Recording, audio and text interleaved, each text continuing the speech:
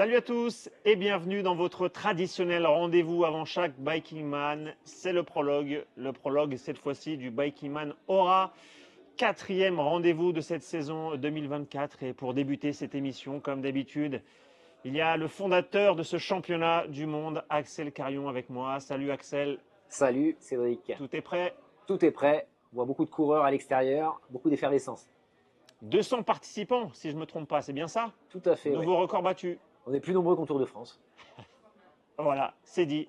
Et plus de kilomètres ici aussi, puisque je vous le rappelle, 1000 kilomètres à compléter en 5 jours, 120 heures maximum. Et cette fois-ci, pour ce parcours, 18 000 mètres de dénivelé positif. Axel, est-ce que tu peux nous décrire un peu les grandes lignes que tu nous as réservées cette année pour le Biking Man Aura?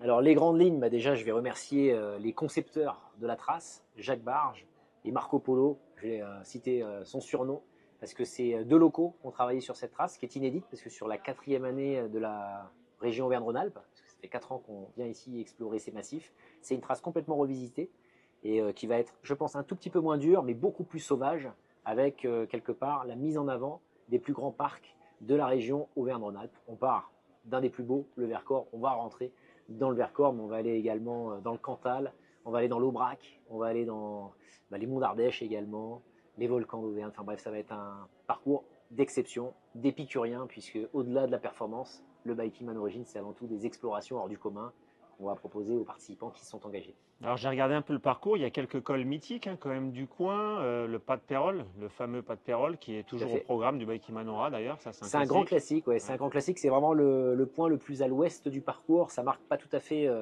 la moitié du parcours, mais ça nous permet après de pouvoir rebasculer par le Forez et revenir dans le Vercors. Mais je pense que pour moi, ce qui va être le clou du spectacle, au-delà de ce col mythique, parce que c'est clair que ça fait rêver beaucoup d'ultracyclistes, c'est l'Aubrac. L'Aubrac, c'est vraiment un territoire exceptionnel. C'est compliqué d'aller le chercher en termes de traces parce qu'on évite quand même beaucoup d'axes principaux et que la région d'Auvergne-Rhône-Alpes est très populaire parce qu'on est en pleine période touristique. Donc on doit partager les routes avec des motards et potentiellement d'autres personnes qui viennent explorer ces régions. Donc trouver des routes secondaires pour connecter l'Aubrac, c'est pas simple. Et Marc et Jacques, qui sont les concepteurs de la trace, ont réussi à faire ce défi. Et j'ai hâte d'avoir le retour des ultracyclistes parce que c'est une zone moi, qui m'avait marqué au fer rouge quand j'étais passé à vélo. C'est vraiment un lieu très très sauvage de France. Il y a des côtés un peu de Mongolie intérieure en plein cœur de la France, quoi. C'est un parcours tout neuf qui est réservé pour ce Biking Man Aura par rapport aux éditions précédentes évidemment. Je crois qu'il n'y a plus le Grand Colombier, c'est bien ça? Tout à fait. En fait, on a pris le parti de d'éviter le Grand Colombier qui était là depuis 3 ans, plus la trilogie de la Chartreuse qui faisait finalement un final, une difficulté hors norme, XXL, au profit justement de pouvoir aller chercher plus au sud de la région Auvergne-Rhône-Alpes pour du coup explorer l'Aubrac, pour après récupérer le Puy-Marie un petit peu plus tard, avec notamment le col de Lac pour les cyclistes passionnés, haut lieu à rallier en vélo, parce que le pas de Pérol est très beau, mais le col de Lac est juste, c'est un bijou. Ça c'est une nouveauté. Non, ça fait 4 ans qu'on y va. Il est juste après le pas de Pérol, mais je suis très. Il était éclipsé par les autres grands cols. Ouais, il est éclipsé par les autres grands cols, mais quelque part, ça fait partie de la recette de la conception de ces traces. C'est qu'en fait, il y a tous ces grands cols qui sont bien sûr mythiques, avec lesquels il faut composer, parce qu'il y a d'autres usagers qui viennent les explorer. Le col de Lac, il n'y a plus personne. C'est vraiment un col sauvage qui est juste après le pas de Pérol et qui est exceptionnel. Et c'est une course aussi, ce Biking Man Aura, qui a aussi des enjeux sportifs importants. Puisque vous savez sans doute que le Biking Man, je vous le rappelle, c'est un championnat du monde. Il y a le classement de chaque course, mais il y a surtout le classement général. En fin de saison, il y a toujours un champion Biking Man qui est décerné. Je vous rappelle que c'est Lauriane Placet qui est actuellement la détentrice de ce titre, mais il y a beaucoup de concurrence cette année. Lauriane Placet est actuellement en tête de ce classement général. Tout à fait. Mais elle est fortement concurrencée par Guillaume de Spoelberg, le Belge, qui revient encore une fois. Il avait débuté avec une victoire au Sri Lanka. Et il est de retour, donc tu peux nous décrire un petit peu les enjeux aussi, parce qu'il y a beaucoup de noms très connus dans le milieu de l'ultra qui vont participer à cette course. Déjà, on a un nom qui est très célèbre du Biking Man Origins, c'est Laurent Boursette, qui revient après plus de 2 ans d'absence, suite d'ailleurs à une participation à Aura et après sur Euskadi. Donc là, il revient sur le championnat et c'est clairement un très très gros client, parce qu'il roule très fort et il fait d'ailleurs partie du même club que Jacques Barge. Il y a également Guillaume, bien sûr, que tu as cité. Là, on va avoir un duel avec des stratégies qui sont différentes. Lauriane, qui est en tête, vise la gagne sur les épreuves, là où Guillaume est en train d'avoir la stratégie de l'endurance, de la résilience et de la résistance. C'est-à-dire d'essayer d'enchaîner les épreuves pour glaner un petit peu moins de points, mais en faire plus pour pouvoir s'assurer quelque part la tête du championnat. Là, il est pas très loin. Il y a eu sur les Alpes-Maritimes des conditions climatiques qui ont été difficiles, notamment côté italien, qui ont remis en cause un peu ses plans et qui l'ont empêché de participer et d'enchaîner le Bike-Ilman des Alpes-Maritimes avec le format gravel du 555. Donc là, il est un petit peu déstabilisé, mais en tout cas, il vient en force sur Roi, sachant que Lauriane n'est pas engagé, pour essayer de collecter le maximum de points. Donc je trouve super intéressant cette stratégie de la Belgique, puisque au-delà de l'amour qu'on a pour la Belgique et l'amour qu'ils ont pour le cyclisme, c'est des gros clients du Biking Man, entre guillemets, parce qu'à chaque fois qu'il y a des Belges qui s'engagent, on se souvient notamment de Guillaume Chaumont, qui avait été vice-champion du Biking Man, qui avait commencé d'ailleurs par le Pérou. Donc il y a des profils très très très sérieux en termes d'ultracyclisme. Et là, Guillaume est en train de le prouver. On va le suivre de très très près, Guillaume, et suivez-le aussi de très très près sur les réseaux sociaux, parce que ça risque d'être passionnant. Il y a aussi d'autres potentiels vainqueurs, comme Sébastien Pailly, par exemple, qui a gagné un Bike-Man l'an dernier. Et pas des moindres, parce qu'il avait gagné Euskadi, qui était un des plus difficiles de la série. Ouais. Et là, il revient, sachant qu'il reste sur une déception Bike-Man Alpes-Maritimes où il avait dû abandonner, donc peut-être un esprit revanchard pour lui. Mais Seb, il sort d'une succession quelque part de coups de moins bien et de coups durs, parce qu'on l'oublie souvent, mais le fait d'enchaîner les épreuves comme ça, physiquement, c'est quand même très très difficile. Ça demande un engagement total. C'est pas des gens qui sont comme dans le Tour de France, coachés avec deux bus, des masseurs, des personnes qui s'occupent de vous en permanence. Ils s'autogèrent. Donc toute la partie gestion de l'autonomie, ça demande beaucoup de temps, beaucoup de pression. Et quand l'organisme déconne un petit peu, et ça a été le cas de Seb, il a été malade sur les Alpes-Maritimes, donc il est arrivé déjà un peu diminué sur la ligne de départ. Ça met quelque part des cartouches, malgré le fait d'avoir un beau volume d'entraînement et une grosse caisse, parce que Seb, c'est vraiment une très très grosse machine. Ça le fragilise. Donc là, a priori, j'ai discuté avec lui tout à l'heure sur le village de course. Il est clairement là pour essayer d'en découdre. Mais bon, il y a toujours l'incertitude de l'ultra. Un Biking Man, ça se gagne que sur la ligne d'arrivée et au dernier kilomètre. Merci Axel d'avoir apporté ces quelques précisions d'avant-course, avant ce Bike-Man Ora. On va te laisser continuer à aller organiser ces derniers instants avant la course, car il y a beaucoup de choses à faire. Le check-in des participants est actuellement en cours. Et puis nous, on va enchaîner notre émission avec nos prochains invités. On vient de parler de la bataille un peu pour la victoire, mais le Bike-Man, c'est souvent beaucoup d'autres choses. Et on va en parler tout de suite avec les invités que je vais vous présenter. Cédric Aignon et Charles Dulin nous ont rejoints pour la suite de cette émission. Donc Cédric, c'est un nouveau venu dans le Biking Man. C'est son tout premier. Cédric, comment ça va? Ça va. Tu te sens comment dans ce premier Biking Man? Impatient de partir et de découvrir, un peu anxieux quand même du parcours. Et à tes côtés, il y a Charles Dulin. Charles, c'est un autre profil, un vétéran du Biking Man. Charles, tu peux nous dire, ça fait combien de Biking Man que tu fais déjà? C'est le 4e. 4e et à chaque fois dans le top 10. Et à chaque fois, plutôt bien fini. Ouais. Toi, tu viens faire la compète. Bon alors, le Biking Man Ora, c'est le premier toi que tu fais par contre, non? Oui. À chaque fois, j'en ai fait des différents. Donc c'est ton premier de cette saison 2024. Est-ce que tu as analysé un petit peu le parcours? Tu es de la région, tu connais bien la région, il me semble d'ailleurs. Moi, je suis de Chambéry, donc avant, le précédent parcours passait vraiment presque devant chez moi, donc c'était sympa. Là, le parcours est complètement différent, mais c'est ça aussi que j'aime bien, c'est que du coup, ça va me permettre de découvrir des routes que je connais pas du tout. J'avoue que ma copine est de l'Aveyron, donc aller toucher le plateau de l'Aubrac, ça me titillait un peu. Le Massif central, l'Ardèche, voilà. Donc c'est un parcours qui a l'air super sympa sur le papier. Et comment tu t'es préparé? C'est quoi ton objectif? Je me fixe jamais d'objectif. Honnêtement, c'est tout au feeling. Je dors quand je suis fatigué, j'avance comme je peux avancer. Je suis plutôt adepte d'un départ plutôt cool, tranquille. Et puis après, s'il y a les jambes, on continue à avancer et on essaye d'aller aussi vite qu'on peut jusqu'à la fin. Mais pas d'objectif particulier. Mais c'est des sacrées jambes que tu as, puisque tu fais toujours du top 10. Top 10 dans un Biking Man, il faut aller assez vite quand même, il faut dormir très peu. Donc tu vises quand même une performance, tu es quand même là pour la compète. Tu n'es pas uniquement là pour savourer, c'est ça que je veux dire. Tu cherches une performance. J'imagine que si tu faisais par exemple top 50e, tu serais un peu déçu, non? Non, mais c'est sûr que j'ai pas réservé un hôtel pour tous les soirs. Je vais essayer de faire plutôt des siestes pour dormir et puis d'avancer aussi vite que je peux.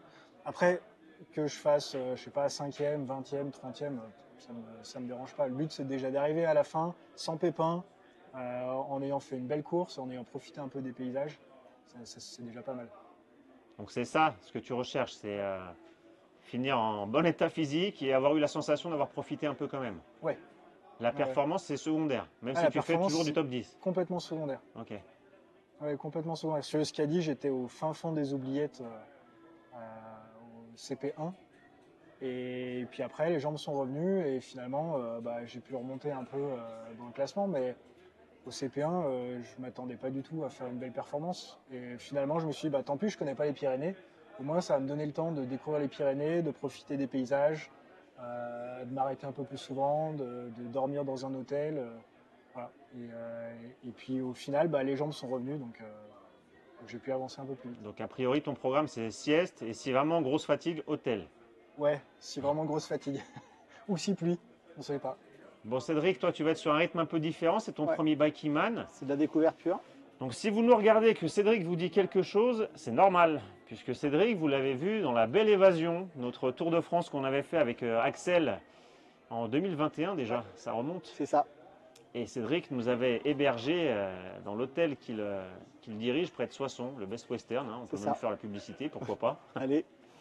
On l'avait rencontré à ce moment-là. Cédric a été bénévole du Bikeman l'année dernière. Sur l'Aura. Et après t'avoir bassiné, enfin te voilà sur ton vélo. Exactement. J'étais venu à vélo l'année dernière. Pour faire le bénévole. Pour faire le bénévole. Tu vas faire la course. C'est ça. Et donc, comment tu te sens alors avant cette course? Est-ce que ça te stresse sachant que tu connais un peu l'univers Bikeman, donc tu sais à quoi t'attendre. Voilà, je suis pas stressé outre mesure, je suis stressé de mes jambes, un peu comme Charles. On part doucement, on verra comment ça va se passer. J'ai à peu près le même programme que lui, sieste, et puis on verra bien après où on dort. J'ai rien préparé si ce n'est le petit tableau Excel des kilomètres et des boutiques, point barre. Et après on se débrouille. C'est l'aventure. Moi c'est ça que j'aime bien, c'est l'aventure. Donc après, pas la performance. Moi la performance ne m'intéresse pas plus, si ce n'est de finir en bon état. Et après, l'aventure et de découvrir le Bikeman de l'intérieur, de l'autre côté maintenant. Qu'est-ce qui a fait que tu as franchi le pas pour t'inscrire? Toi, Axel. Parce qu'on t'a répété, rabâché. Parce qu'on s'est screené. Et puis parce que voilà, c'est aussi le fait, si j'ai été l'année dernière, c'est aussi pour voir comment ça se passait par les coulisses, parce que c'est la manière de fonctionner. Et une fois que j'ai un peu rassuré et coché les cases, je me remets en tête de dire, ok, est-ce que j'y vais ou est-ce que j'y vais pas? Donc voilà, j'y vais.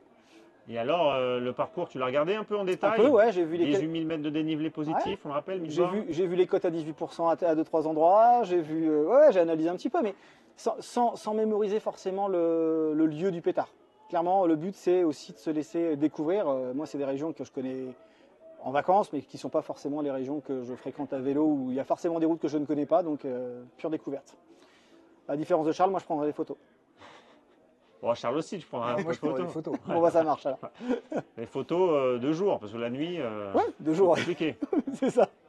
Du coup, toi, tu es de Soissons. Comment tu t'es préparé pour ça? Parce qu'il y a beaucoup de dénivelé, mais au nord de la région parisienne, c'est plus compliqué. C'est plus compliqué, donc on se fait des boucles avec tous les pétards du coin qui sont plus courts, mais où on met du dénivelé. On fait plutôt de la distance avec des longues sorties quand on peut. Donc on va en Belgique, on se trouve des excuses pour aller visiter un truc. Et après, c'est la régularité. Je pense que si on fait entre 60, 100 ou 60-100 très régulièrement, on s'entraîne aussi, plutôt que comme certains font du vélo taf. Moi j'en fais aussi un peu de temps en temps. Donc voilà, c'est un cumul. Dès qu'on peut rouler, on roule, quoi. Quel que soit le temps, quelle que soit la température, et on sort. Sachant que tu es hôtelier, tu vas aller rendre visite aux collègues du coin? Tu as déjà réservé? Il y en a un pas loin et j'ai pas encore été le voir. Mais je verrai bien. Je sais qu'il y en a, j'ai repéré, il y en a deux sur le parcours, pas loin. Mais je ne m'arrêterai pas, normalement. Normalement? Sauf si vraiment ça va. Tu peux les prendre le café. Oui, c'est ça. Faut bien faire des pauses. Voilà. Faut aller le saluer en vélo. Ouais, c'est ça. On verra bien. Donc toi, c'est plutôt 4-5 jours. L'objectif. Je me suis mis la barrière horaire parce que je ne sais pas ce que ça va donner. Ouais. Maintenant, si je peux le faire en 4 jours, tant mieux. Mais j'ai pas réservé la soirée de jeudi soir. La soirée, puisque c'est la tradition sur les Bikeman, il y a la soirée de clôture. Ça, effectivement, si tu le réserves avant, c'est que tu es sûr de toi. Moi, je suis moins sûr de moi. Écoute, ce sera la découverte. Toi, tu as réservé ta soirée de clôture ou pas?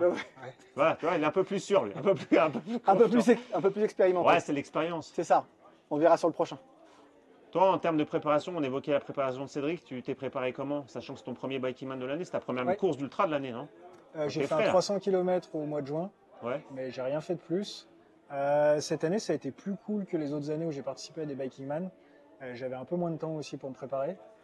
Donc ça a été, comme tu as dit, ça a été beaucoup de régularité, en fait, des sorties régulières, Essayer de faire pas mal de qualitatifs plutôt que de faire, comme j'avais pas trop le temps de faire des sorties très très longues tout le temps, j'ai essayé de bosser sur certains points pour m'améliorer sur des trucs où je trouvais que je pêchais un peu. C'est quoi? Qu'est-ce qu'on appelle des sorties qualitatives? Ça va être de faire, je sais pas, des montées par exemple au seuil, en répétant des intervalles de 10-15 minutes au seuil à peu près. C'est de faire après de travailler un peu aussi sa technique de pédalage ou des choses comme ça. Pour ceux qui ne maîtrisent pas totalement les termes, le seuil, c'est quand tu es à ta puissance maximale. Non, C'est juste c'est en dessous de la puissance maximale. C'est un niveau en fait qu'on peut tenir pendant 2-3 heures à peu près. Donc ça, c'est le ressenti de chacun finalement. Voilà. Et donc du coup, c'est un niveau qui est assez élevé et qui permet de bien travailler, en fait, de se mettre. On se met pas dans le rouge, mais ça permet de travailler à la fois l'endurance et puis un peu de monter un peu dans les tours.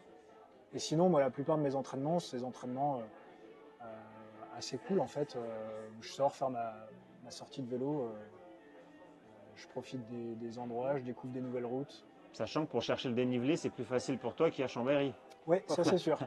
Ça c'est sûr. Même en hiver, les écoles sont fermées, mais ouais, dès que les beaux jours reviennent, c'est sûr qu'il suffit de sortir le vélo de la maison et on est tout de suite sur des routes qui montent. Donc ça, c'est plutôt sympa. Il y a une portion sur ce parcours, une région qui t'intéresse plus que d'autres, qui t'a interpellé. Sachant que j'imagine par exemple, il y a le col qui est très connu, le pas de Pérol, tu l'as déjà fait, non? Non, jamais fait. Ah, Et puis moi, il y a passé sur l'Aubrac. J'avoue que c'est un peu un truc que j'ai coché sur le Biking Man de cette année. Après, j'ai regardé le Vercors, je suis déjà passé plusieurs fois, je trouve que les routes du Vercors sont splendides. L'Ardèche, je connais pas du tout. Je suis passé comme touriste, mais j'ai jamais fait de vélo là-bas, il paraît que c'est joli. Voilà, donc je m'attends vraiment à découvrir plein d'endroits que je connais pas. Et il y a 2-3 coins comme ça où je me dis, là, ça va être joli, tu peux en profiter, ça va être chouette. et toi Cédric, tu as repéré aussi des zones qui Alors qui l'Ardèche, t'intéressent j'avais plus que roulé un d'autres? peu dedans, donc je connais un petit peu, mais c'est toujours agréable. Ce matin, j'ai repéré le final, qui est top. Et puis comme mon collègue, le plateau et puis le pas de Pérol, ouais, ça dit. En plus, le Tour de France est passé il n'y a pas longtemps. Bon, pas le même côté, mais voilà, ça donne un peu envie. C'est- Ah bah si vous passez au bon moment de la journée, ces endroits-là, ouais, comme le pas de Pérol, avec la bonne lumière de coucher de soleil ou du matinal, c'est exceptionnel. Ouais. Il y a beaucoup de zones exceptionnelles, le Vercors aussi. Ouais.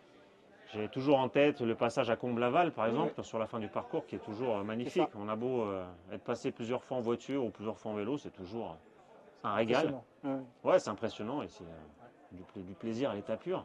J'espère que vous en aurez. Bah, c'est ça qu'on va chercher. En tout cas, moi, c'est ça que je vais chercher. En plus, il y a plein de participants, ça provoque déjà des échanges. 200, Ouais. le record. Moi, j'ai jamais vu autant de monde sur un Biking Man. C'est impressionnant. Je suis content de ne pas être Angel cette année, moi. Du coup, il y a plus de boulot du côté des bénévoles, ouais. Mais ouais, non, mais moi non plus, j'ai été surpris comme toi, Charles, de voir autant de monde à Villard-de-Lans. Donc, c'est une bonne nouvelle, on va s'éclater. La météo, a priori, devrait vous être favorable, les gars. Donc, Ouais. ça aussi, c'est une bonne nouvelle. Petit orage demain et après, c'est bon. Ça Normal. vaut mieux ça, hein, parce que Oui. pour ceux qui ont suivi les Alpes-Maritimes, Oui. c'était le déluge. Ouais. Donc, ça va. Ça va. Et ce parcours du Biking Man Ora est un peu moins difficile que les précédents. Ouais. Je dis un peu moins, hein, parce que là, on parle de, allez, je sais plus, 1000 mètres de il y a moins. 1000 mètres de dénivelé Il n'y positif a pas le de grand moins. Galibier. Le Ouais, grand Colombier. Le grand Colombier. Ouais, il n'y a plus le grand Colombier. À Enfin, mon grand désarroi. Je m'attends à ce qu'il y ait quand même 2-3 surprises à la Axel Carillon. Non, les surprises, on a toujours, ça c'est sûr. Mais le grand Colombier, ouais, j'ai Ouais. la petite larme à l'œil parce qu'il était beau quand même. Dur, Ouais. très dur. Très dur. Ça faisait des belles images avec les Mais- cyclistes qui poussaient les vélos dans la montée. Voilà. Moi, je suis très content d'avoir coché cette édition où il n'y est pas. Pour une première fois, c'est très bien. Ça faisait des belles images pour choper en cachette les cyclistes marcheurs et au sommet avec des belles images de drone. Mais bon, on en trouvera d'autres. La des cote, belles images. la cote à 18%, tu vas me trouver à pied, t'inquiète. Oui, bah, il y en a d'autres, des cotes à 18%. Vous inquiétez pas pour ça, les gars. Mais en tout cas, merci à vous d'être venus participer toi. à notre émission. Merci. Bonne route, Cédric. Bonne route, Charles. Je vous laisse aller continuer de vous préparer avant le grand départ de cette course Bon qui est courage à prévue. Charles. Ouais, bah, bon courage à toi. Bon courage à vous deux. Ouais. Le grand départ de cette course qui est donc prévu ce dimanche à midi. Je laisse Cédric et Charles repartir et puis on va continuer la dernière partie de cette émission avec nos deux derniers invités que je vous présente à présent. Sarah et Alexandre nous ont rejoints donc pour clôturer cette émission. Je vous les présente. Alors Sarah, d'abord, honneur aux dames. Bienvenue Sarah, comment vas-tu? Merci, je vais bien. Sarah, 24 ans, son premier Bikeman, mais pas sa première expérience en ultra. Tu peux nous rappeler brièvement ce que tu as déjà fait dans l'ultra? J'ai fait la Race Across France 500 km, 300 km en duo. Et l'année dernière, j'ai fini la Race Around Austria. Donc c'est une course d'ultra-distance avec assistance de 1500 km. 1500, 1500. pas mal. Donc tu sais à quoi ça ressemble. Oui, Ce qui après c'est t'attend sur le différent. Là, Bikeman, c'est première course aussi longue sans assistance. Donc T'es prête? oui, Ah oui. Et à tes côtés, il y a Alexandre. Alors Alexandre, toi aussi, c'est ton premier Bikeman. Oui, c'est mon premier Bikeman. Ouais. Tu as déjà un peu d'expérience dans l'ultra aussi? Alors, aucune en compétition. J'ai toujours voyagé en solo. J'ai fait des 1000 km et également des longs trajets en ultra, mais uniquement tout seul, sans assistance et sans organisation. Alors Alexandre, toi, il y a une raison particulière qui t'a amené ici. Oui, C'est marqué sur ton t-shirt, la Ligue contre le cancer. c'est ça. Donc Alors aujourd'hui, explique-nous pourquoi tu t'es inscrit sur le Bikeman. il faut savoir que je suis ambassadeur de la Ligue contre le cancer. Donc aujourd'hui, mon but, c'est d'avoir créé un événement au niveau de la Ligue.net pour soutenir donc toutes les personnes atteintes d'un cancer, afin de les soutenir, de soutenir les familles et de porter aussi un hommage à tous les gens qui ont disparu. Je pense que c'est important, même si on n'est pas tous concernés, je pense que c'est important de soutenir cette cause. Je dis toujours que je suis un peu un sportif engagé. J'ai fait plusieurs actions également précédentes, notamment hashtag un 8 pour Will, un ami à moi qui est décédé de la maladie de Charcot il y a 5 ans. Voilà. Tu viens de parler de la maladie de Charcot, mais tu as aussi encore d'autres projets. Oui, alors j'ai d'autres projets qui restent un peu en off, mais je peux en dévoiler une partie. Exclusivité Bikeman. C'est ça. En fait, non, mon but, ça serait pour l'année prochaine d'apporter mon soutien à les femmes qui sont victimes de violences conjugales et qui vivent et qui meurent sous les coups de leurs conjoints. Et je pense que c'est important aussi de lutter contre ça, parce que c'est des choses qui sont aujourd'hui inacceptables et il faudra frapper un grand coup. Voilà. Bravo à toi pour ton engagement. Merci beaucoup. Donc on espère que tu pourras porter haut et fort ces causes. Alors et mon but, franchir la ligne d'arrivée. ouais, ah oui, sur le Bikeman, oui, j'espère, même si c'est la deadline, aujourd'hui je signerai tout de suite si les 119 h et 59 minutes, je signerai de suite. Voilà.